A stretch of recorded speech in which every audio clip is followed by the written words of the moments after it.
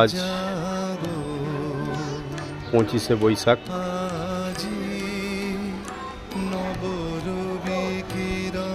বিশ্বকবি গুরু রবীন্দ্রনাথ ঠাকুরের 165তম জন্ম জয়ন্তী।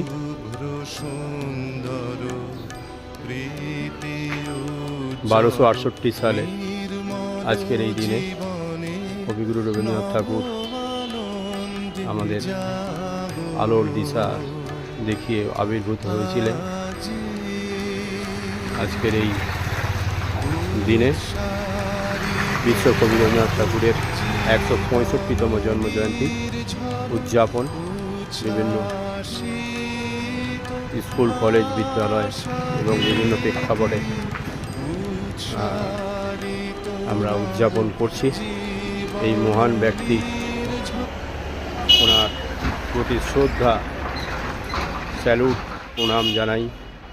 ওনাকে আমরা প্রতিনিয়ত স্মরণ করি। এই 25শে বৈশাখ আর এই আজকের এই মহান দিনে আমরা ওনার প্রতি শ্রদ্ধা, স্যালুট এবং প্রণাম জানাই।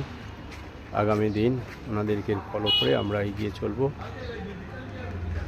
Thank you. ভালো থাকবেন।